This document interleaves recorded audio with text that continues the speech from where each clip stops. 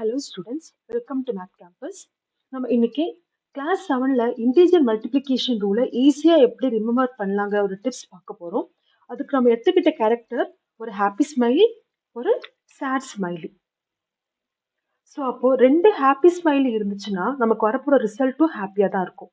ஒரு சேட் இன்னொரு ஹாப்பி ஸ்மைலியை சேடா மாத்திடுவாங்க. So result will be chat.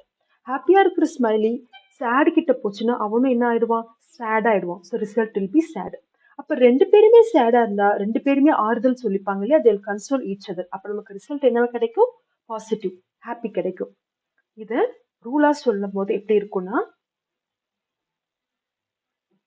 So positive times positive will get positive, positive times negative will get negative, negative times positive you will get negative, negative times negative also will get positive.